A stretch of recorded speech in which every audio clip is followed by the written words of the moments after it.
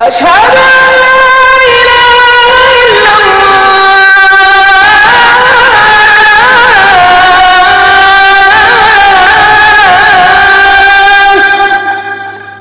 أشهد أن محمدا رسول الله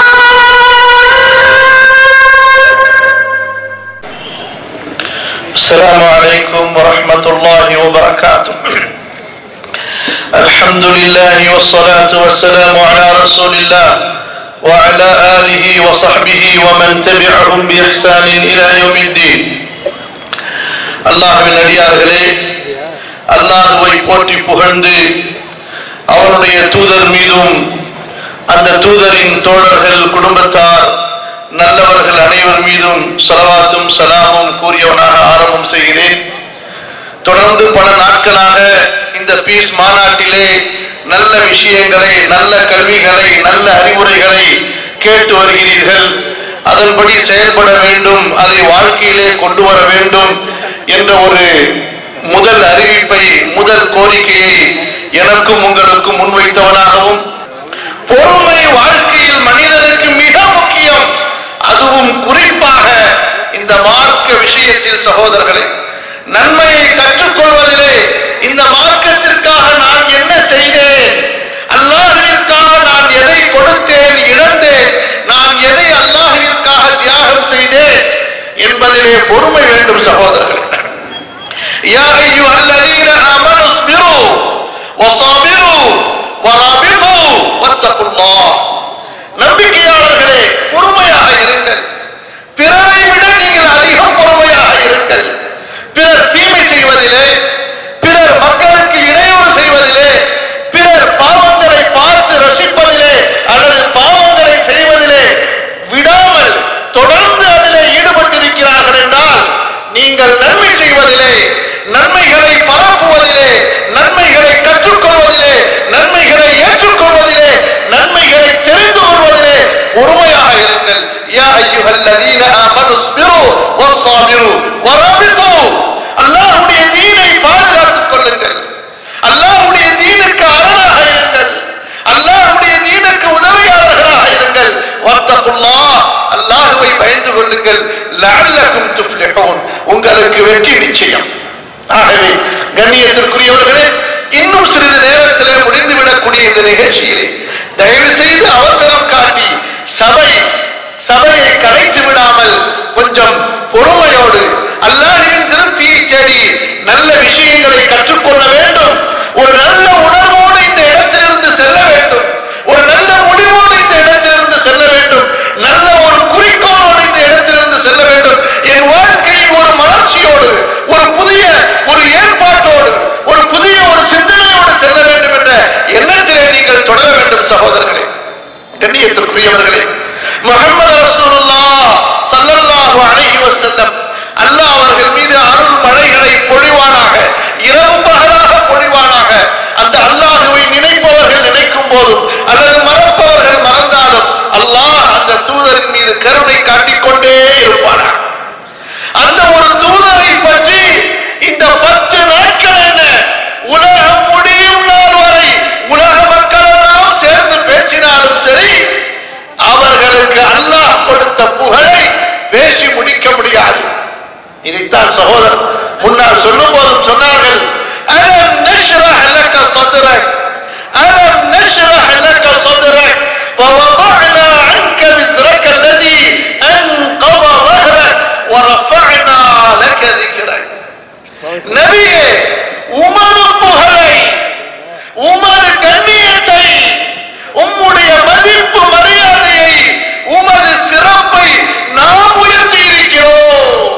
இனி உலகத்திலே எந்த மனிதனாலும் நபியை இழிவுபடுத்த முடியாது. நபியை இழிவுபடுத்த நினைப்பவன் அவன்தான் இழிவுக்கு உள்ளாகுவான். அல்லாஹ்வின் தூதர் ஸல்லல்லாஹு அலைஹி வஸல்லம் அவர்களுடைய காலத்திலும் கூட சிலர் நபியை ஏசினார்கள். முதம்மமன் அஸைனா,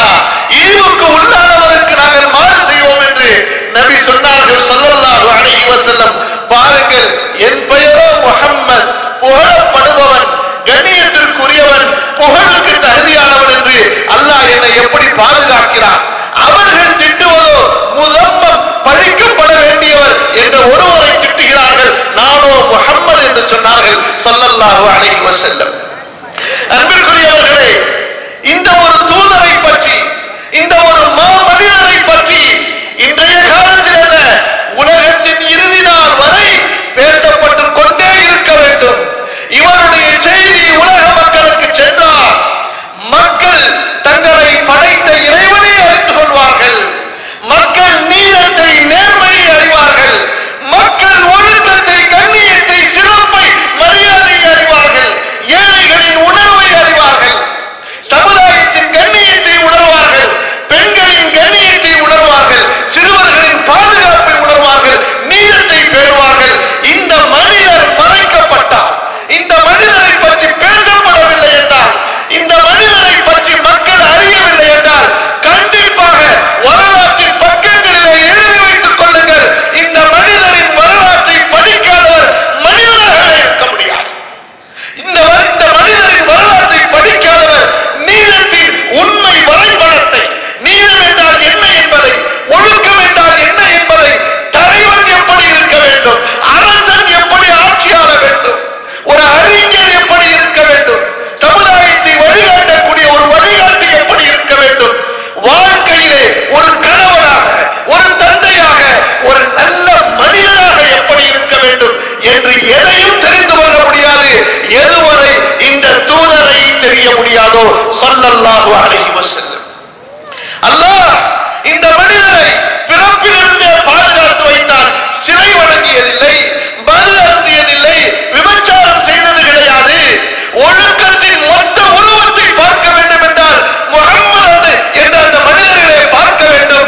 அந்த அளவிற்கு தன்னை தூய்மையானவர்களாக வைத்திருந்தார்கள். இதை அவர்கள் பெருமையாக சொன்னது கிடையாது, அவர்களுடைய எதிரிகள் சொல்லுகிறார்கள். யார் சொல்வது? சான்றுகளிலே மிகச்சிறந்த சான்று என்ன தெரியுமா? சான்றுகளிலே மிகச்சிறந்த சான்று, ஒருவரை பற்றி நண்பர் புகழலாம், ஒருவரை பற்றி அவருடைய தந்தை புகழலாம், ஒருவரை பற்றி அவருடைய மாணவர் புகழலாம். எதிரிகள் புகழ்கிறார்கள். இங்கே முஹம்மது ரசூலுல்லாஹ் ஸல்லல்லாஹு அலைஹி வஸல்லம் அவர்கள் யார் புகழ்கிறார்கள்? எதிரிகள் சொல்லுகிறார்கள், இவர் அஸ்ஸாதிக், உண்மையான, இவர் அமீன், நம்பிக்கைக்குரியவர், ஏமாற்ற மாட்டார், பொய் பேச மாட்டார், இவர் பிறருக்கு தீங்கு தர மாட்டார், இடையூறு செய்ய மாட்டார், இவர் நல்லவர் என்று அந்த எதிரிகள் இந்த தூதருக்கு சாட்சி கூறினார்கள் என்றால், இந்த தூதரை ஏற்றுக்கொண்டிருந்தார்கள் என்றால், கண்ணியத்திற்குரியவர்களே, இப்படி ஒரு இரண்டாவது மனிதர் உலக வரலாற்றிலே பிறக்க முடியாது. அல்லாஹ்வின் தூதரை ஸல்லல்லாஹு அலைஹி வஸல்லம் அவர்களை கொல்ல வேண்டும் என்பதற்காக திட்டமிட்ட அந்த நாளை நினைத்து பாருங்கள். கொலை செய்வதற்கு திட்டமிடுகிறார்கள்.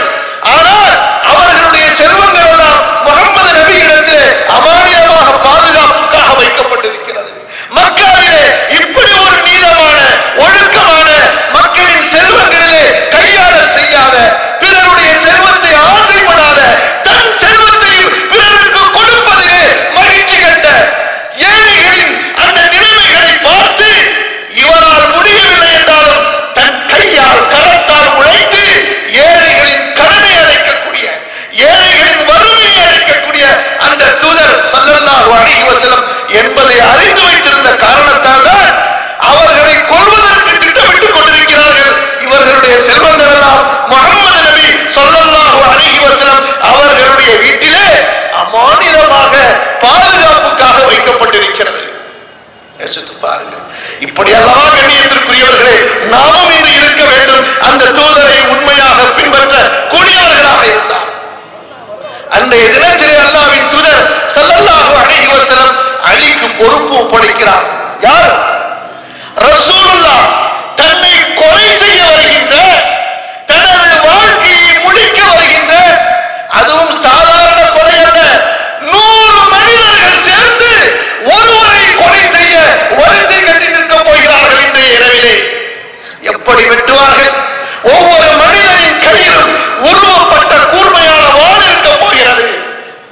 அல்லாஹ்வின் தூதர் ஸல்லல்லாஹு அலைஹி வஸல்லம் அலியை அழைத்து சொல்கிறார்கள், என் படுக்கையிலே படுத்துக்கள், உனக்கு ஒன்றும் நடக்கப் போவதில்லை, அல்லாஹ் உன்னை பாதுகாப்பான்.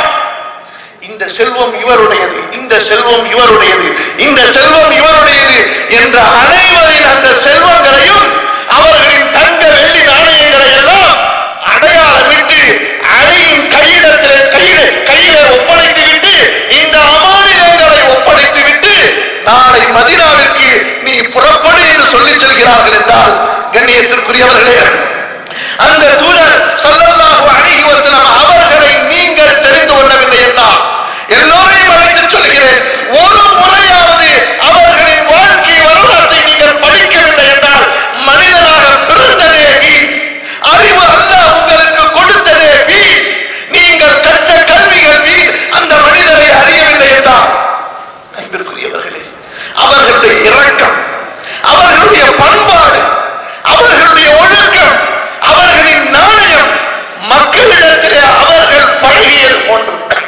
அவர்களுக்கு இருந்த அந்த சமூக தொடர்பை கொண்டு வேறு உலகத்திலே யாருக்கும் இருந்திருக்க முடியாது. ஒரு சின்ன சம்பவத்தை பாருங்கள். அல்லாஹ்வின் தூதர் ஸல்லல்லாஹு அலைஹி வஸல்லம் திருமணம் முடிக்கிறார்கள். அன்னை கதீஜா ரலியல்லாஹு அன்ஹா அவர்கள். கதீஜா ரலியல்லாஹு அன்ஹா தன்னிடத்தில் இருந்த ஒரு அடிமையை ரசூலுல்லாஹி ஸல்லல்லாஹு அலைஹி வஸல்லம் அவர்களுக்கு அன்பளிப்பு தருகிறார்கள். யார் அந்த அடிமை சொல்லுங்கள் பார்க்கலாம். ஸைத் ரலியல்லாஹு அன்ஹு. இவர் யார்? இந்த ஸைத் தனது தாயோடு ஒரு ஊரில் இருந்து இன்னொரு ஊருக்கு தனது உறவுகளை சந்திக்க சென்ற போது சென்று கொண்டிருக்கிற நேரத்திலே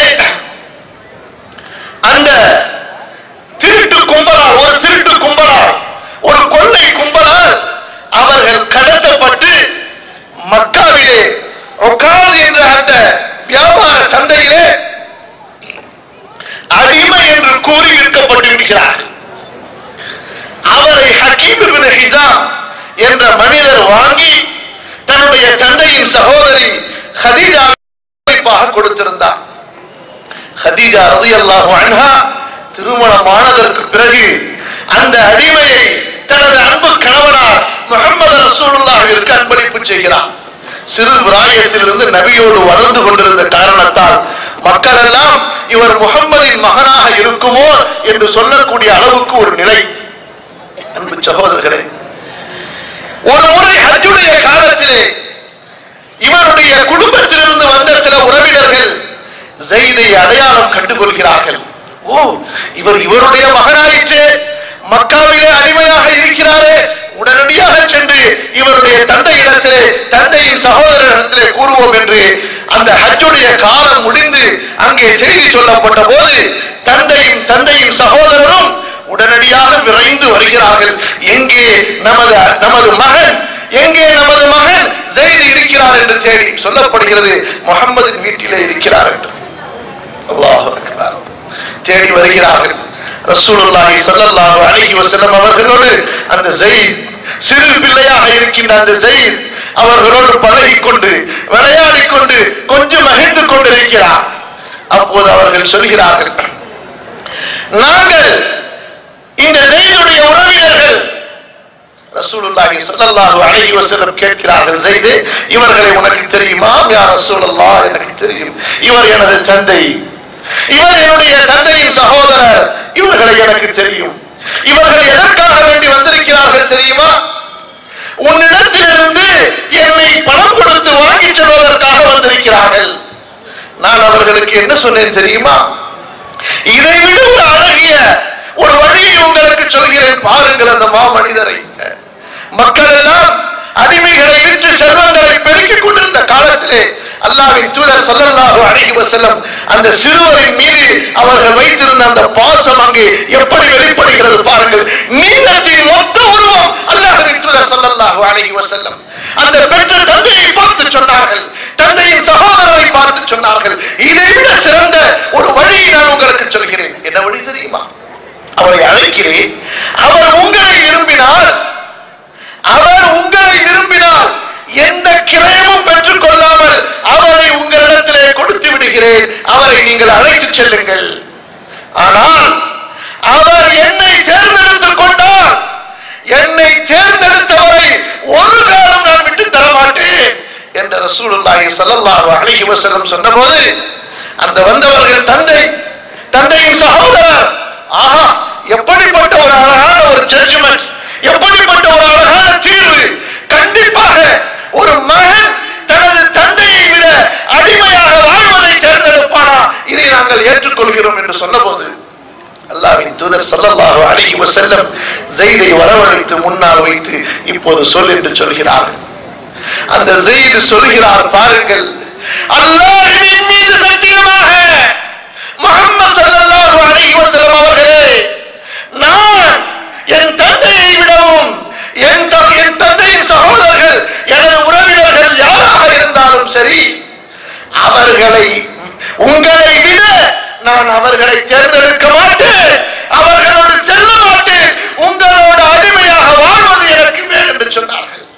யா அல்லாஹ், உங்களோடு நான் அடிமையாக வாழ்வது எனக்கு மேல் என்று சொன்னார்கள்.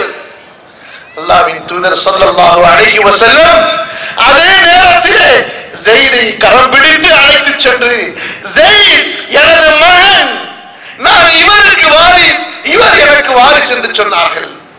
அன்பு சகோதரர்களே, இங்கே கொஞ்சம் நினைத்து பாருங்கள். அல்லாஹ்வின் தூதர் ஸல்லல்லாஹு அலைஹி வஸல்லம் அவரிடத்திலே ஸைத் எப்படிப்பட்ட அன்பை பார்த்திருப்பார். அன்பு சகோதரர்களே, கொஞ்சம் அந்த தூதரின் கண்ணியத்தை, அவர்கள் எப்படிப்பட்டவர்கள் தான் என்பதை உங்களுடைய சிந்தனைக்கு கொண்டு வந்து பாருங்கள். அனஸ் ரலியல்லாஹு அன்ஹு 10 வயது சிறுவர் தாய் அழைத்து வருகிறார். அல்லாஹ்வின் தூதரே, மதீனாவிலே நடக்கின்ற சம்பவம் மாறவில்லை. வாலிபத்திலே ஒரு குணம், சிறுபிராயத்திலே ஒரு குணம், பிறகு வயோதிகத்திலே ஒரு குணம் என்று நமது தூதர் குணம் மாறியவர் அல்ல. ஏன் அல்லாஹ் சொல்கிறார், இன்னக லஅலா குலுகின் அதீம், நீங்கள் மகத்தான குணத்தை ஆளக்கூடிய மனிதர், குணத்தை கட்டுப்படுத்தக்கூடியவர். குணம் உங்களுக்கு கட்டுப்படும், நீங்கள் குணத்துக்கு அல்ல. நாம் எல்லாம் நமது குணத்துக்கு கட்டுப்படக்கூடியவர்கள். கோபம் மிகைத்திருக்கும், பெருமை மிகைத்திருக்கலாம், ஆணவம் மிகைத்திருக்கலாம், தன்னலம் மிகைத்திருக்கலாம். ஆனால் அல்லாஹ்வின் தூதர் ஸல்லல்லாஹு அலைஹி வஸல்லம் அனைத்து தீய குணங்களையும் கட்டுப்படுத்தி, அனைத்து தீமைகளையும், அனைத்து கெட்ட பண்புகளையும் தன்னிடத்திலிருந்து வெளியேற்றி நல்ல குணங்களின் மீது ஆட்சி செய்தவர்கள். அனஸ் ரலியல்லாஹு அன்ஹு சொல்லுகின்றார்கள், خدمت رسول الله صلى الله عليه وسلم 10 سنين. 10 ஆண்டுகள் நான் நபிக்கு பணிவிடை செய்தேன். அவர்கள் என்னை திட்டியது கிடையாது, என்னை கடுகடுப்பாக பேசியது கிடையாது, நான் செய்த ஒன்றை பார்த்து ஏன் செய்தார் என்று மிரட்டியது கிடையாது. அவர்கள் ஒன்றை சொல்லி நான் அதை செய்யாமல் இருந்தபோது ஏன் செய்யவில்லை என்று என்னை அவர்கள் முகம் சுளித்தது கிடையாது. எப்படிப்பட்ட பண்பு பாருங்கள் அல்லாஹ்வின் தூதர் ஸல்லல்லாஹு அலைஹி வஸல்லம். அந்த ரசூலுல்லாஹ் ஸல்லல்லாஹு அலைஹி வஸல்லம் சமுதாயத்திற்கு என்ன செய்தியை கொடுத்தார்கள், அதை கொஞ்சம் கவனிக்க வேண்டும் சகோதரர்கள். முஸ்லிம்களாகிய நாம் கூட, நம்மில் பலர் கூட அந்த தூதத்துவ செய்தியை மறந்தவர்களாக, எப்படி ஆற்று வெள்ளத்திலே அடித்து ஓடப்படுகிற குப்பைகளை போல பலர் மாறிவிட்ட காரணத்தால் தான் இன்று இஸ்லாமை, இஸ்லாமின் தூதரை, அல்லாஹ்வை, அல்லாஹ்வின் சட்டங்களை ஏளனமாக பலர் பேசுகிறார்கள் என்றால் அதற்கு காரணமாக நாமும் இருக்கலாம். அல்லாஹ் நம்மை மன்னிப்பானாக, அல்லாஹ் நம்மை சீர்திருத்தம் செய்வானாக. சூரத்துன் நஹ்ல் 16வது அத்தியாயம் 90வது வசனம். கொஞ்சம் வீடுகளுக்கு சென்று அந்த வசனத்தை படித்து பாருங்கள். இன்னல்லாஹ் யஅமுரு பில் அத்ல், இன்னல்லாஹ யஅமுரு பில் அத்ல் வல் இஹ்சான் وإيتاء ذي القربى وينهى عن الفحشاء والمنكر والبغي يعظكم لعلكم تذكرون. ஒட்டுமொத்த இறை தூதருடைய ஒட்டுமொத்த வாழ்க்கையின் சுருக்கத்தை அல்லாஹ் சொல்கிறான். இந்த தூதர் ஏன் அனுப்பப்பட்டார், இந்த தூதருடைய பணி என்ன, இவர் செய்த புரட்சி என்ன, அல்லாஹ் சொல்கிறான். இன்னல்லாஹ யஅமுரு பில் அத்ல், அல்லாஹ் இந்த நபியின் மூலமாக மக்களுக்கு நீதத்தை ஏவுகிறார், நீதத்தை ஏவுகிறார், நேர்மையை ஏவுகிறார். இன்று உலகத்திலே நீதம் தவறான ஒரு மனிதர் வாழ்ந்தார் என்றால் அல்லாஹ்வுடைய தூதர் முஹம்மது ஸல்லல்லாஹு அலைஹி வஸல்லம் அவர்களும் அவர்களை பின்பற்றிய அந்த கலீஃபாக்களும் அவர்களை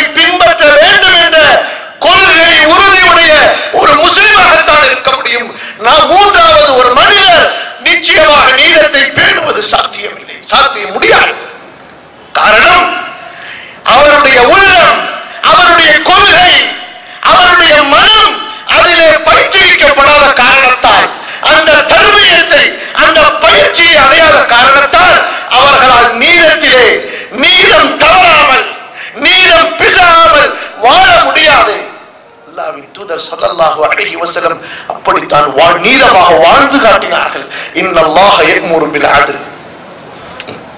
நீதம் முதலிலே எதிரே நீதம், உன்னை படைத்த இறைவனை அறிந்து கொள்வதிலே, உன்னுடைய வணக்க வழிபாட்டிலே நீதம்.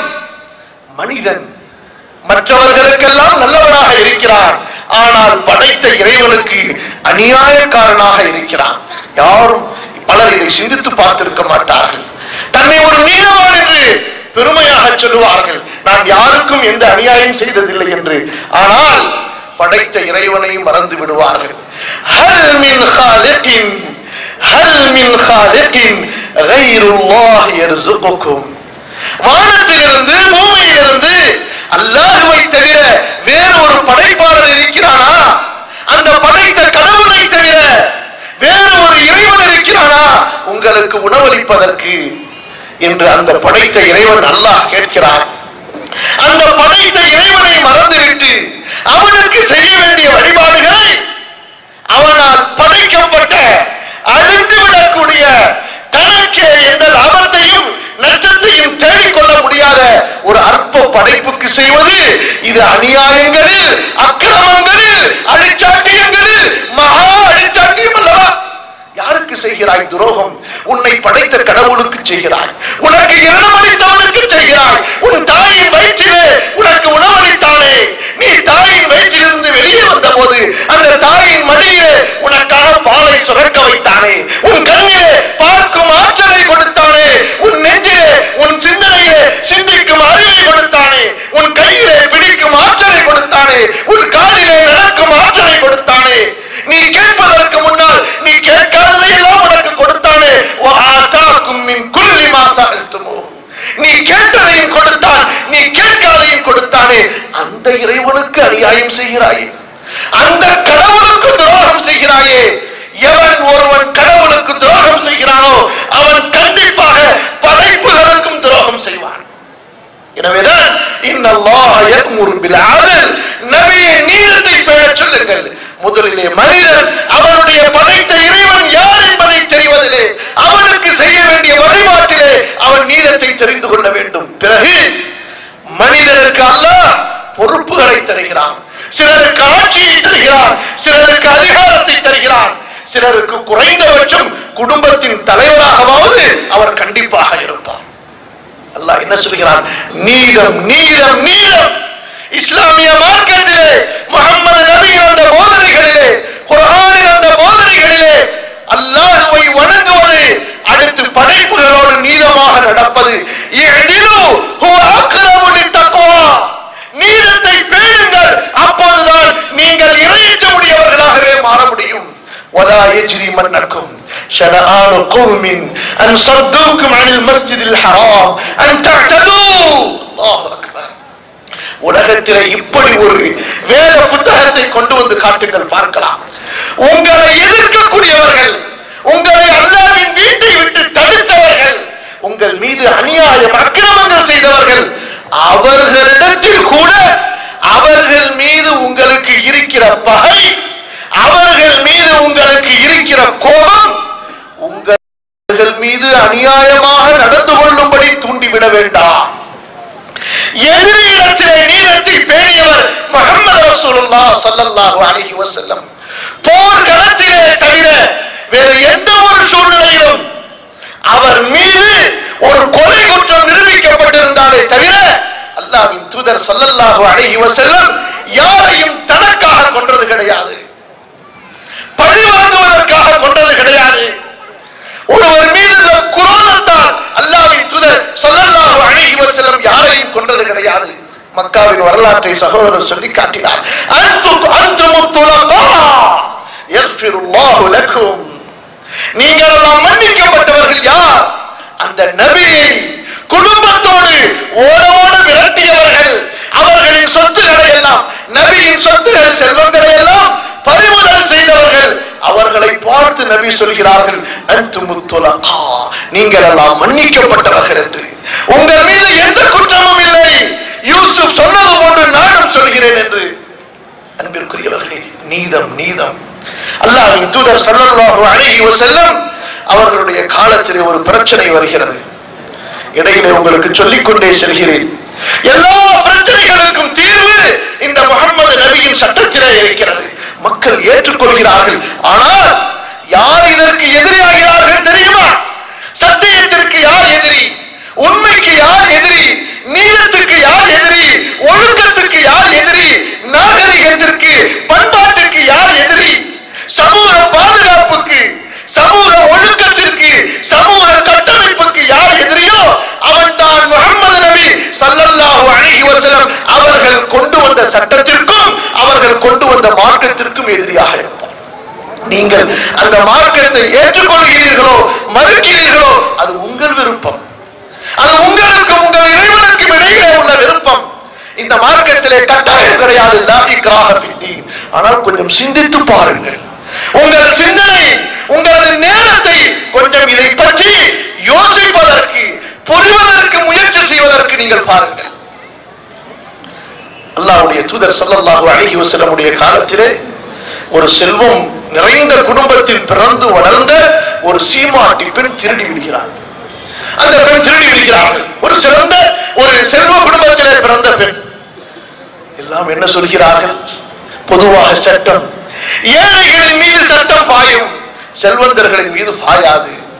அப்பாவிகளின் மீது சட்டம் பாயும், அதிகார வர்க்கங்களின் மீது சட்டம் பாயாது. இது பொதுவாக வழக்கத்திலே உள்ளது. ஆனால் அல்லாஹ்வின் தூதர் ஸல்லல்லாஹு அலைஹி வஸல்லம் அவர்களை பாருங்கள். பிரச்சனை நபியிடத்திலே வருகிறது. உசாமா ஸைத் ரலியல்லாஹு அன்ஹு அவர்களுடைய மகனார் உசாமா வருகிறார். மக்கள் நபியிடத்திலே சிபாரிசு செய்வதற்கு யார் தகுதியானவர் என்று தேடி உசாமா ரலியல்லாஹு அன்ஹு அவர்களை கொண்டு வருகிறார்கள். உசாமா, கொஞ்சம் நீ சிபாரிசு செய் என்று. தனக்காக கோபப்படாத அந்த நபி, அல்லாஹ்வின் சட்டம் நீதம் என்று வரும்போது அங்கே பாருங்கள், அந்த உசாமா சொல்கிறார், அல்லாஹ்வின் தூதரே, ஏதாவது ஒரு நஷ்ட ஈடு வாங்கிக் கொண்டு அந்த திருடிய பெண்ணை மன்னித்து விட்டுவிடலாம் அல்லவா? அந்த நஷ்ட ஈட்டை திருடப்பட்ட அந்த குடும்பத்தாருக்கு யாருடைய பொருள் திருடப்பட்டதோ அவர்களுக்கு கொடுத்து விடலாம் அல்லவா? இங்கே பாருங்கள், முஹம்மது நபியின் நீதத்தை ஸல்லல்லாஹு அலைஹி வஸல்லம், அதஷ்ஃபஉ ஃபீ ஹத்தின் மின் ஹுதூதில்லாஹ், அல்லாஹ்வின் சட்டங்களிலே, அல்லாஹ்வின் சட்டங்களில் ஒரு சட்டங்களிலா நீ என்னிடத்திலே சிபாரிசு செய்ய வருகிறாய்? உசாமா, உனக்கும் சொல்கிறேன், உலக மக்களுக்கும் சொல்கிறேன். சகோதரர்களே, என்ன சொன்னார்கள்? லவ் அன்ன ஃபாத்திமத பின்த முஹம்மதின் ஸல்லல்லாஹு அலைஹி வஸல்லம், லவ் அன்ன ஃபாத்திமத பின்த முஹம்மதின் சரகத் லகதஅது யதஹா. யார் அந்த ஃபாத்திமா? யாரை பிரிந்து அல்லாஹ்வின் தூதரால் இருக்க முடியாதோ ஈரக்குறை சொல்கிறார்கள். முஹம்மதுடைய மகள் தன்னை அந்நிலைப்படுத்தி, தன்னை தூரப்படுத்தி சொல்கிறார். என் மகள் என்று சொல்லவில்லை. முஹம்மதுடைய மகள் திருடினாலும், முஹம்மதுடைய மகள் திருடினாலும் அவருடைய கருத்தை நான் துண்டித்தே ஆவேன். யா அல்லாஹ், இது வெறும் உணர்ச்சி வசப்பட்டு நபியினால் சொல்லப்பட்ட வாசகம் அல்ல சகோதரர்களே. அப்படித்தான் நடந்தார்கள் ரசூலுல்லாஹ் ஸல்லல்லாஹு அலைஹி வஸல்லம். வறுமையிலே வாடிய அவர்களுடைய பேரனார் ஹசன் ஓடி வருகிறார்கள். பசியிலே பட்டினியிலே வருகிறார்கள். யார்? அல்லாஹ்வின் தூதர். யாருடைய ஒரு செய்கையினால் மதீனாவின் அத்தனை செல்வங்களையும் அன்சாரிகள் கொண்டு வந்து குவிப்பதற்கு காத்துக் கொண்டிருந்தார்களோ அந்த தூதருடைய வாழ்க்கையின் எளிமையை பாருங்கள். பசி பட்டினி, ஒரு நாள் அல்ல, பல நாட்களாக பசி பட்டினி. அந்த தூதர் 2 நாட்கள் தொடர்ந்து வயிறார சாப்பிட்டதில்லை. ஒரு நாளிலே 2 வேளைகள் அவர்கள் வயிறு நிரம்ப சாப்பிட்டது கிடையாது. பசியின் கொடுமையிலே ஹசன் ஓடி வருகிறார். அங்கே மண்ணிலே கிடந்த ஒரு பேரித்தம்பழத்தை எடுத்து அந்த குழந்தை வாயிலே வைத்து மெல்ல பார்க்கிறது. அல்லாஹ்வின் தூதர் ஸல்லல்லாஹு அலைஹி வஸல்லம் அவர்கள் தோழர்களோடு பிரசங்கத்திலே இருந்தவர்கள், சந்திப்பிலே இருந்தவர்கள் அப்படியே எழுந்து வந்து அந்த குழந்தையை ஆற தழுவி அந்த குழந்தையின் வாயிலிருந்து அந்த பேரித்தம்பழத்தை எடுத்து சொல்கிறார்கள், என் மகனே, இது நமக்கு ஹலாலாக இருக்காது, இது சதகாவின் முஸ்லிம் ஏழைகளுக்கு உள்ள தர்ம பேரிச்சம்பழமாக இருக்கலாம், நமக்கு கூடாது மகனே என்று சொன்னார்கள். என்றால் பொது செல்வத்திலே அவர்கள் பேணிய அந்த நீதத்தை கொஞ்சம் நினைத்து பாருங்கள். உலகத்திலே தலைவர்கள் எல்லாம் தான் அனுபவித்ததற்கு பிறகு மக்களுக்கு பங்கீடு செய்வார்கள். இந்த தலைவர் யார் தெரியுமா? மக்கள் எல்லாம் பயன்படுத்தியதற்கு பிறகு, மக்கள் எல்லாம் உபயோகப்படுத்தியதற்கு பிறகு மிஞ்சினால் பயன்படுத்துவார், சாப்பிடுவார். ஸல்லல்லாஹு அலைஹி வஸல்லம். அபூ ஹுரைரா பசியிலே ஓடி வருகிறார். என்ன செய்வது என்று தெரியவில்லை. ரசூலுக்கும் அதே பசிதான். அந்த நேரத்திலே ஒரு தோழர் ஒரு கோப்பையிலே பாலை கொண்டு வருகிறார். ரசூலுல்லாஹி ஸல்லல்லாஹு அலைஹி வஸல்லம் 70 தோழர்களை அழைக்கிறார்கள்.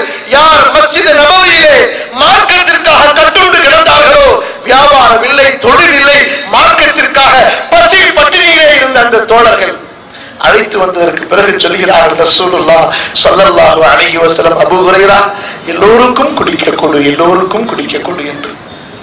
ஒருவர் பின் ஒருவராக குடித்துக் கொண்டிருக்கும் பொழுது அபூ ஹுரைரா மனதிலே நினைக்கிறார், இவர்கள் எல்லாம் குடித்து விட்டால் எனக்கு என்ன மிஞ்சும் என்று.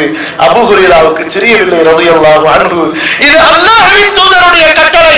அவர்கள் 70 பேர் என்ன 7 லட்சம் பேரும் குடிப்பார்கள் என்று சொன்னால் அந்த ஒரு கோப்பையிலிருந்து குடிப்பார்கள். அல்லாஹ் இறக்குகிறான். இந்த பூமியிலே ஒன்றுமில்லாத இந்த பூமியிலே தாவரங்களை, தௌரியங்களை, நீரை, உணவுகளை படைக்க ஆற்றல் உள்ள இறைவன், அவரால் அனுப்பப்பட்ட தூதர் ஸல்லல்லாஹு அலைஹி வஸல்லம், இவர்கள் இந்த ஒரு கோப்பையிலே 7 பேர் அல்ல, 70 பேர் அல்ல, 7 லட்சம் பேர் அல்ல, 70 கோடி பேர் குடிப்பார்கள் என்று சொன்னாலும் குடிக்க முடியும். காரணம், அல்லாஹ் அந்த பாலிலே அபிவிருத்தியை செய்கிறான். அபூ ஹுரைரா ஒருவருக்காக கொடுத்து விட்டு வந்ததற்கு பிறகு ரசூலுல்லாஹ் ஸல்லல்லாஹு அலைஹி வஸல்லம் சொல்கிறார், அபூ ஹுரைரா, இப்போது நீ குடி குடி குடி குடி குடி. கடைசியிலே சொல்கிறார் அபூ ஹுரைரா, வல்லாஹி யா ரசூலல்லாஹ் லா அஜிது லஹு மஸ்லகா, எனது தொண்டையில் இறங்குவதற்கு இனி இடமே இல்லை அல்லாஹ்வின் தூதரே என்று சொன்னதற்கு பிறகு அதை வாங்கி ரசூலுல்லாஹி ஸல்லல்லாஹு அலைஹி வஸல்லம் குடிக்கிறார்கள். என்றால் இங்கே ஒரு தலைவரின் ஒரு முன் உதாரணத்தை பாருங்கள். இப்படித்தான் எல்லா நேரங்களிலும் எல்லா இடங்களிலும் தலைவர்கள் முன்னாடி செல்வார்கள், அவர்களை பாதுகாப்பதற்காக மக்கள் செல்வார்கள். ஆனால் முஹம்மது ஸல்லல்லாஹு அலைஹி வஸல்லம் அல்லாஹ்வுடைய தூதர் அப்படிப்பட்டவர் அல்ல. மக்களை எல்லாம் முன்னால் அனுப்பிவிட்டு அவர்களுக்கு பணிவிடை செய்து கொண்டு அவர்கள் தவறிவிட்ட பொருள்களை எடுத்து அவர்களிடத்திலே ஒப்படைப்பதற்காக, அவர்களை பாதுகாப்பதற்காக அவர்களுக்கு பின்னால் செல்வார்கள். ஸல்லல்லாஹு அலைஹி வஸல்லம். இன்னல்லாஹ யஅமுரு பில் அத்ல் வல் இஹ்சான். நபியின் வாழ்க்கையின் ஒட்டுமொத்த சுருக்கம், மக்களே, நீங்கள் உங்களுக்கும் நன்மை செய்யுங்கள், உங்களை சுற்றியுள்ள மனித சமுதாயத்திற்கு நன்மை செய்யுங்கள். ஒரு முஸ்லிம் பிறருக்கு கெடுதி செய்பவனாக, பிறருக்கு இடையூறு தருபவனாக இருக்க மாட்டான். அல்லாஹ்வின் தூதர் பறை சாட்டினார்கள், அண்டை வீட்டாருக்கு கெடுதி செய்பவன் அவன் ஒரு இறை நம்பிக்கையாளனாக, அல்லாஹ்வை நம்பிக்கை கொண்டவனாக இருக்க முடியாது. ரோடுகளிலே குப்பைகளை கொட்டக்கூடிய பழக்கம் முஸ்லிம்களுக்கு கிடையாது. பொது இடங்களிலே அந்த பொது இடங்களை கழிவறைகளாக நாசம் பண்ணக்கூடிய பழக்கம் முஸ்லிம்களுக்கு கிடையாது. நிழல் தரக்கூடிய மரங்களுக்கு கீழே சிறுநீர் கழிப்பது முஸ்லிம்களின் பழக்கம் அல்ல, இஸ்லாம் சொல்லிக் கொடுத்த கலாச்சாரம் அல்ல. ஓடுகின்ற தண்ணீரிலே சிறுநீர் கழிக்காது. சமுதாயத்தில் பாருங்கள், ஒரு இஹ்சான், நன்மை செய். அல்லாஹ்வின் தூதர் சொன்னார்கள், பாதையிலே நீ செல்லும் போது பாதையிலே மக்கள் நடப்பதற்கு இடையூறு தரக்கூடிய ஒன்று இருந்தால், உன்னிடத்திலே ஈமானின் கொஞ்சமாவது, இறை நம்பிக்கையின் கொஞ்சம் மிச்சம் இருந்தாலும் அதை நீ எடுத்து தூர போட்டு விட்டு, அதை நீ எடுத்து தூர போட்டு விட்டு செல். இது ஈமானின் ஒரு பகுதி என்று சொன்னார்கள். ஒரு முறை அல்லாஹ்வின் தூதர் ஸல்லல்லாஹு அலைஹி வஸல்லம் அப்படியே சிரித்தார்கள். மிக குறைவாக சிரிப்பார்கள் ரசூலுல்லாஹ் ஸல்லல்லாஹு அலைஹி வஸல்லம். வெடிச்சிரிப்பு சிரிக்க மாட்டார்கள். ஆணவ சிரிப்பு சிரிக்க மாட்டார்கள். சிரித்தார்கள் ரசூலுல்லாஹி ஸல்லல்லாஹு அலைஹி வஸல்லம். சஹாபாக்கள் கேட்டார்கள், யா ரசூலல்லாஹ், என்ன இப்படி சிரிக்கிறீர்கள்? சொன்னார்கள் ரசூலுல்லாஹி ஸல்லல்லாஹு அலைஹி வஸல்லம், சொர்க்கத்திலே ஒரு மனிதனை அல்லாஹ் எனக்கு காட்டினார். மக்களுடைய பாதையிலே மக்களுக்கு இடையூறாக இருந்த ஒரு பெரிய மரத்தை வெட்டி மக்களின் பாதையை சமப்படுத்தி அவர்களுடைய வாகனங்கள் செல்வதற்கு, அவர்கள் செல்வதற்கு அந்த பூமியை சமப்படுத்தி ஒரு மனிதர் கொடுத்தார். அதனால் அவர் சொர்க்கத்திலே இருக்கிறார். யோசித்து பாருங்கள். இது அல்லாஹ் தனது நபிக்கு கொடுத்த அந்த இறை தூதுவத்தின் ஒரு பகுதி. நன்மை செய்யுங்கள், இஹ்சான் சொன்னார்கள் ரசூலுல்லாஹி ஸல்லல்லாஹு அலைஹி வஸல்லம். பிறருக்கு நன்மையாக, பிறருக்கு உதவியாளர்களாக, பிறருக்கு நன்மையை நாடுபவர்களாக இருக்க வேண்டும் என்று அல்லாஹ் உங்கள் மீது விதித்திருக்கிறார் சொன்னார்கள் ரசூலுல்லாஹி ஸல்லல்லாஹு அலைஹி வஸல்லம். பிறகு பாருங்கள் எப்படிப்பட்ட ஒரு உதாரணத்தை சொன்னார்கள். நீங்கள் சாப்பிடுவதற்காக ஒரு பிராணியை அறுக்க வேண்டும் என்று முடிவு செய்து விட்டால் கூட, ஒரு பிராணியை அறுத்து அதன் மாமிசத்தை சாப்பிட வேண்டும் என்று நீங்கள் நாடிவிட்டால் கூட, நீங்கள் கத்தியை நல்ல முறையிலே கூர்மையாக்கி கொண்டு, அதுவும் அதை கூர்மையாக்கும் போது அந்த மிருகம், அந்த கால்நடை அதை பார்த்து விடாமல் அதை கூர்மையாக்கி பிறகு இலகுவாக 3 அறுக்கிறது. அதனுடைய உயிர் நரம்பும், அதனுடைய மூச்சுக்குழாயும், அதனுடைய இரத்த நாளமும் அறுபடும் வகையிலே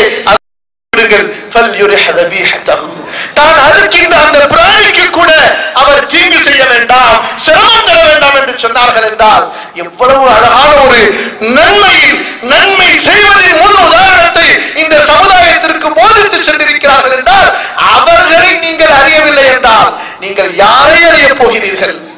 சொன்னார்கள் ரசூலுல்லாஹி ஸல்லல்லாஹு அலைஹி வஸல்லம். அந்த காலத்திலே குதிரையின் மிகப்பெரிய பிரியம் உள்ளவர்கள் அரபுகள். குதிரையிலே உட்கார்ந்து கொண்டு அப்படியே அவர் பல மணி நேரங்களாக நிற்பதிலே அவர்களுக்கு ஒரு ஆர்வம் இருக்கும். அல்லாஹ்வின் தூதர் ஸல்லல்லாஹு அலைஹி வஸல்லம் சொன்னார்கள், அல்லாஹ் குதிரையை உங்களுக்கு வாகனமாக படைத்திருக்கிறானே தவிர நீங்கள் அமர்வதற்கு நாற்காலியாக படைக்கவில்லை. வாகனியுங்கள், எப்போது அமர வேண்டும் என்று உங்களுக்கு விருப்பம் ஏற்படுகிறதோ குதிரையை நிறுத்திவிட்டு கீழே இறங்கி அமருங்கள் என்று சொன்னார்கள். யோசித்து பாருங்கள். ரசூலுல்லாஹி ஸல்லல்லாஹு அலைஹி வஸல்லம், அல்லாஹ்வின் தூதர் ஸல்லல்லாஹு அலைஹி வஸல்லம் மதீனாவிலே ஒரு தோட்டத்திலே இருக்கும்போது ஒரு கிழ ஒட்டகம் ஓடி வருகிறது. மிருகங்கள், கால்நடைகள் அல்லாஹ்வின் தூதரை தெரிந்திருந்தன. அந்த தூதரை நீங்கள் தெரியவில்லை என்றால் யாருக்கு என்ன நஷ்டம்?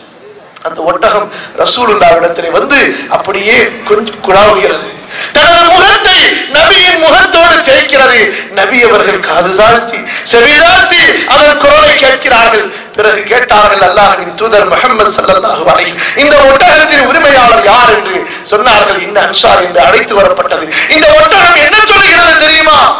என்னை பார்த்து இந்த ஒட்டகம் சொல்கிறது, அல்லாஹ்வின் தூதரே, இவர் என்னிடத்திலே வேலை அதிகம் வாங்குகிறார், ஆனால் எனக்கு சரியாக உணவளிப்பதில்லை என்று. யா அல்லாஹ், இப்படிப்பட்ட ஒரு நபியின் வாழ்க்கையை நீங்கள் தெரியவில்லை என்றால், அவர் போதித்த நீதத்தை நீங்கள் பெறவில்லை என்றால், இந்த உலக மக்களை அமைதியாக வைப்பதற்கு, பாதுகாப்பாக வைப்பதற்கு யாருடைய நீதத்தை கொண்டு வரப் போகிறீர்கள்?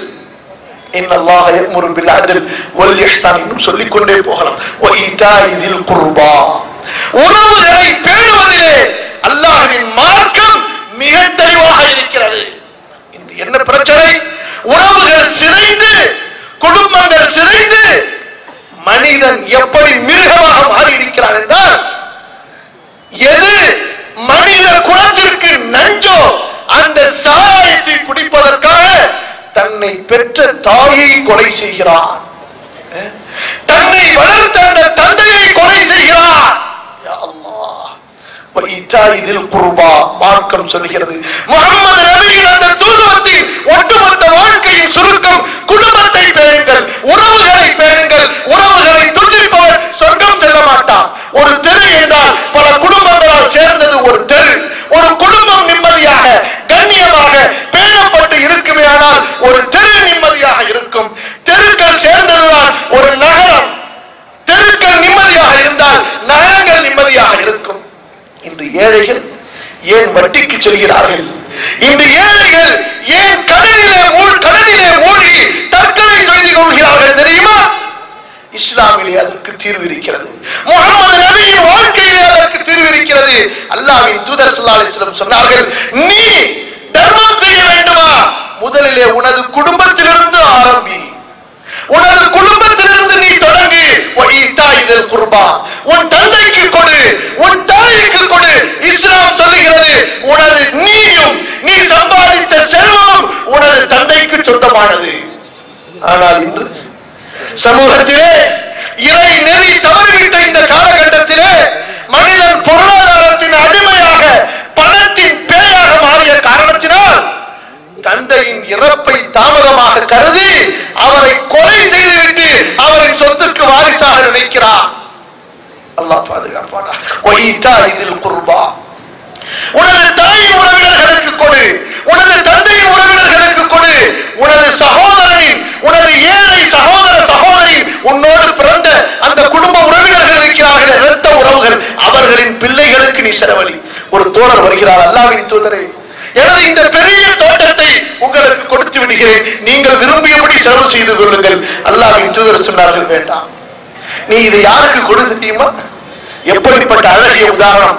உன் தந்தையோடு பிறந்தவர்கள் இருப்பார்கள் அல்லவா, உன் தந்தையோடு பிறந்தவர்கள், அவர்களுடைய பிள்ளைகளுக்கு இது தர்மம் செய். 600 பேரித்த மரங்கள் நிறைந்த அந்த ஒட்டகம், அல்லாஹ்வின் தூதர் அதை பெற்றுக் கொள்ளவில்லை. சொன்னார்கள், உனது தந்தையோடு பிறந்த அந்த அண்ணன் தம்பிகளுக்கு நீ கொடு என்று சொன்னார்கள். என்றால் தன்னோடு பிறந்த அந்த உறவுகளுக்கு எப்படி கொடுக்க வேண்டும் என்று அல்லாஹ்வின் தூதர் ஸல்லல்லாஹு அலைஹி வஸல்லம் சொல்லி இருப்பார்கள்.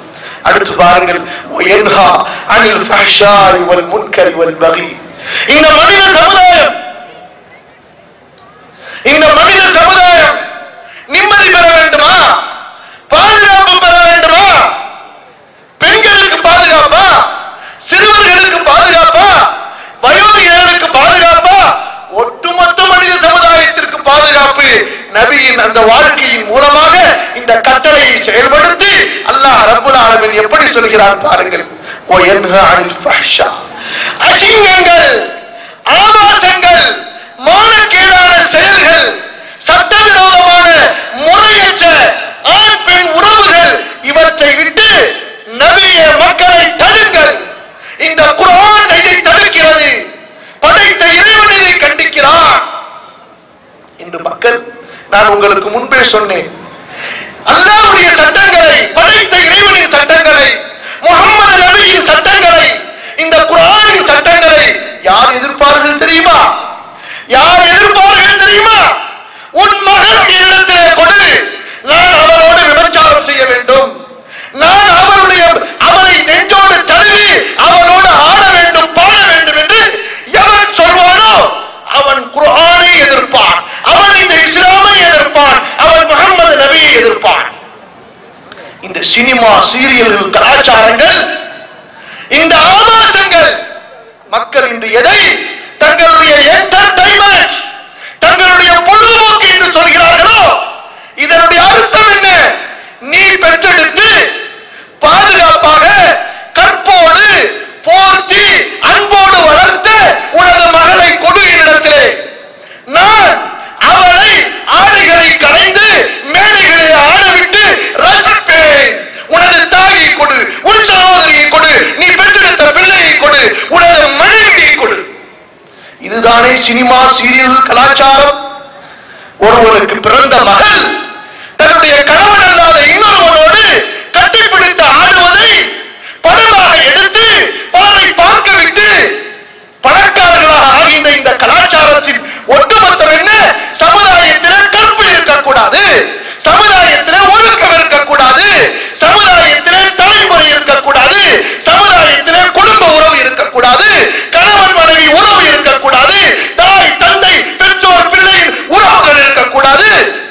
இதுதானே இந்த சினிமா, சீரியல், கலாச்சாரங்களின் ஒட்டுமொத்த சுருக்கம். இதை நேசிப்பவர்கள் இஸ்லாத்தை எதிர்ப்பார்கள். இப்படிப்பட்ட ஆபாசங்களை பிறரின் மனைவியோடு, பிறரின் பிள்ளைகளோடு, பிற சகோதரியோடு ஆபாசங்களை விரும்பக்கூடியவர்கள் வேண்டுமானால், அசிங்கங்களை செய்ய வேண்டும் என்று விரும்பக்கூடியவர்கள் வேண்டுமானால் முஹம்மது நபியின் சட்டத்தை எதிர்க்கலாம். முஹம்மது நபியின் சட்டம் என்ன சொல்கிறது? உலகத்திலே கற்பழிப்புகள் ஒழிக்கப்பட வேண்டுமா? பெண்ணியல் பலாத்காரம் ஒழிக்கப்பட வேண்டுமா?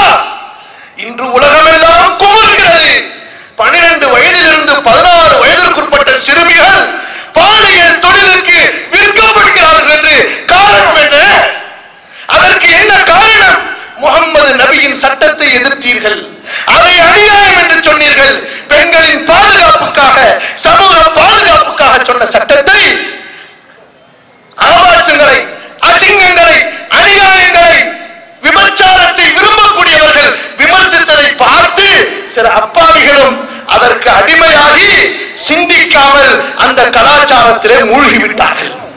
சமீப காலத்திலே ஒரு பெரிய வளர்ந்த நாட்டிலே அந்த நாடெல்லாம் ஒரு பெரிய கண்டுபிடிப்புக்காக வேண்டி ஒரு வாகனம் சுற்றி வந்தது. என்ன தெரியுமா? நீ யாருக்கு பிறந்தாய், நீ யாருக்கு பிறந்தாய் என்று தெரிய வேண்டுமா? இந்த வாகனத்திலே பதிவு செய்து கொள். இதையா என் இந்திய மக்களின் சமுதாயமே நீங்கள் உங்களுக்கு விரும்புகிறீர்கள்? உங்களுடைய தாயை, உங்களுடைய மனைவியை, உங்களுடைய சகோதரியை ஒரு கற்புள்ள, ஒழுக்கமுள்ள, நாணமுள்ள, குடும்பத்தை பேணக்கூடிய ஒரு பெண்மணியாக பார்க்க விரும்புகிறீர்களா? அல்லது ஒழுக்கத்தை கலைந்துவிட்டு அசிங்கமாக, ஆபாசமாக தனது உடலை மக்களுக்கு விற்று தனது இறைவன் கொடுத்த அழகை, கணவனுக்காக கொடுத்த அழகை உலக மக்களுக்கெல்லாம் விலை பொருளாக ஆக்கிவிட்டு சமுதாயம் ஒரு ஒழுக்கமற்ற, நாகரிகமற்ற ஒரு சமுதாயமாக மாறி பிறகு மிருகமாக மாறுவதை விரும்புகிறீர்களா? கொஞ்சம் பாருங்க. சில இடங்களிலே உதாரணத்திற்கு ஒரு பறவை பறக்க முடியாமல் கீழே விழுந்து விடுகிறது. அந்த இடத்திலே நாய்களின் ஒரு கூட்டம் இருக்குமே ஆனால், அந்த இடத்திலே நாய்களின் ஒரு கூட்டம் இருக்குமே ஆனால் அந்த கீழே விழுந்த பறவை நிலைமை எப்படி இருக்கும்? எத்தனை நாய்கள் அந்த ஒரு பறவையின் இறைச்சியை சாப்பிடுவதற்காக கொத்தி தின்றும் தெரியுமா? இதெல்லாம் சொல்லித் தெரிய தேவையில்லை. இதுதானே இந்த ஆபாசங்களை பரவலாக்கிய காரணத்தால், வீடு வீடுக்கு கொண்டு வந்த காரணத்தால், முகமது நபியின் இந்த ஒழுக்கத்தை மறுத்த காரணத்தால் இன்று அனுபவித்துக் கொண்டிருக்கிறார்கள். பெண்களை பாதுகாப்பதற்கு ஒரு தினமா மார்க்கம் சொல்கிறது, முகமது நபியின் வழிகாட்டல் சொல்கிறது, ஒவ்வொரு நாளும் பெண்ணை பாதுகாத்துக்கொள், ஒவ்வொரு நாளும் குழந்தைகளை பாதுகாத்துக்கொள். ஏதோ ஒரு நாளைக்கு ஒரு விழாவை கொண்டாடிட்டு அதுக்கப்புறம் அத்துமீறுதல் அல்ல, அதுக்கப்புறம் அக்கிரமம் செய்வதல்ல. அல்லாஹ் அத்தனை சமுதாய தீமைகளை விட்டு முகமது நபியின் மார்க்கம் தடுக்கிறது. சமுதாய தீமைகள் எதுவாக இருக்குமோ, பிறருக்கு எந்த விதத்தில் இடையூறு செய்தாலும் சரி. இன்று பாருங்கள், கல்லூரிகளிலே பெண் பிள்ளைகள் நிம்மதியாக படிக்க முடிகிறதா? அப்பாவி வாலிபர்கள் நிம்மதியாக படிக்க முடிகிறதா? புதிய ஆண்டிலே செல்லக்கூடிய மாணவன் நிம்மதியாக படிக்க முடிகிறதா? அதற்காக எத்தனையோ சட்டங்கள். முகமது நபி மிக மிக தெளிவாக சுருக்கமாக சொன்னார்கள், நீ ஒரு முஸ்லிமாக இருக்க வேண்டுமா, உனது நாவாலும், உனது கரத்தாலும், உனது பார்வையால் கூட பிறருக்கு இடையூறு தராதே. இன்னும் சொன்னார்கள், இன்னொருவரை பார்த்து மட்டமாக பார்த்தாலே நீ ஒரு இறை நம்பிக்கையாளர் என்று. நீ ஒரு இறை நம்பிக்கையாளர் அல்ல, பிறரை கேவலமாக அப்படி ஒரு ஏளனமாக பார்க்கிறது. தனது சகோதரனை கேவலமாக பார்ப்பது ஒரு மனிதனுடைய ஒட்டுமொத்த தீமைக்கு போதுமானது.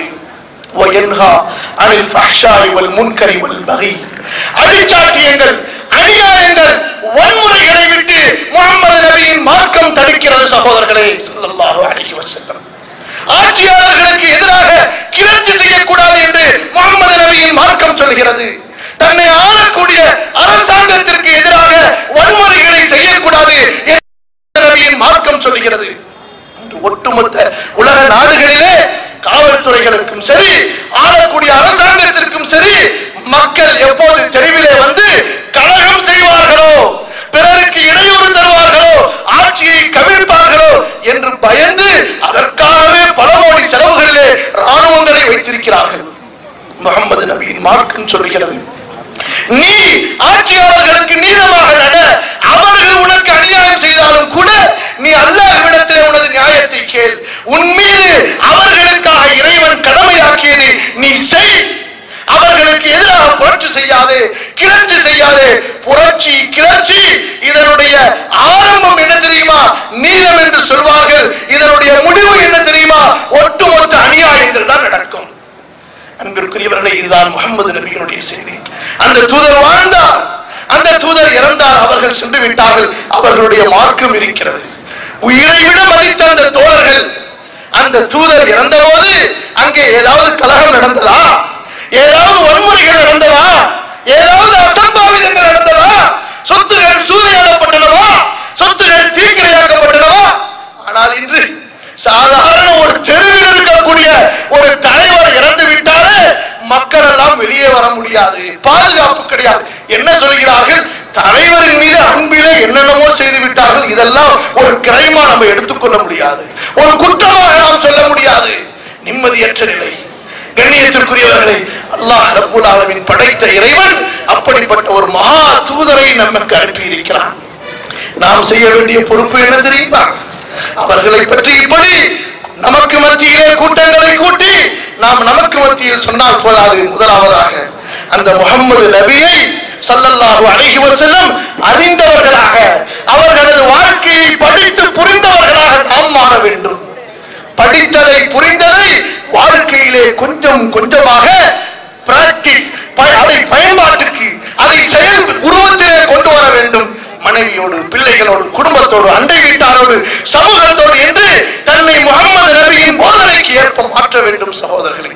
அதற்கு பிறகு அவர்களை அறியாத காரணத்தால் அவர்கள் என்னமோ இப்படியோ அப்படியோ என்று அவர்களை பற்றி அறியாமல் ஒரு கற்பனை செய்து கொண்டிருக்கிறார்களே, அந்த மக்களுக்கு நமது குணத்தால், நமது பண்பாட்டால், அவர்களோடு நாம் பழகி இந்த ஒழுக்கத்தால், நேர்மையால், நீதத்தால் அந்த நபியை அறிமுகப்படுத்தி அவர்களுடைய அந்த வருகை ரஹ்மத்துல் ஆலமீன், அகில உலகெல்லாம் கருணை என்று அல்லாஹ் சொன்னானே, அந்த நபியின் கருணையை பெற்று, படைத்த இறைவனாகிய அல்லாஹ்வின் கருணையை பெற்று அவர்களும் சொர்க்கம் செல்ல வேண்டும் என்ற முயற்சியை இன்ஷா அல்லாஹ் நான் செய்வேன் என்று உறுதி கொள்கிறீர்களா?